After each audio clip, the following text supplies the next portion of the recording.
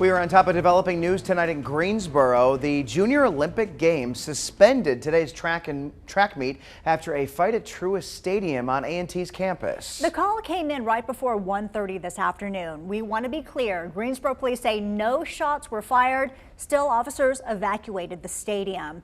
Take a look at this video from a fan in the stands. He walks to the top of the stadium overlooking the parking lot. You can see people running out of the area trying to get away. WFMY News 2's Grace Holland is live on campus tonight with an update from police and Olympics organizers. The AAU says that fight broke out underneath the stands here at Truist Stadium.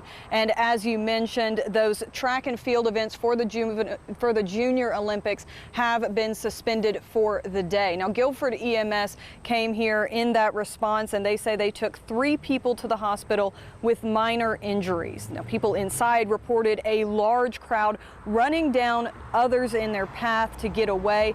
Dozens of people called 911 in those moments. Oh my God, there's a stampede at the stadium. Oh my God, oh my God. This stadium is full of people and everybody literally is running for their life. Like it's chaotic. There's got to be thousands of people here and kids and parents all running out of the stadium.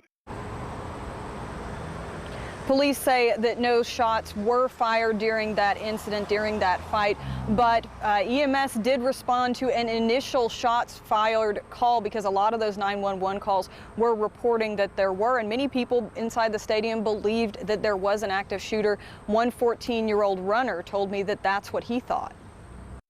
I looked at her and she had this like pure terror face, like I didn't even know what was going through her mind. But I looked to my right and I started hearing people screaming, "Shooter, shooter, someone's shooting it up."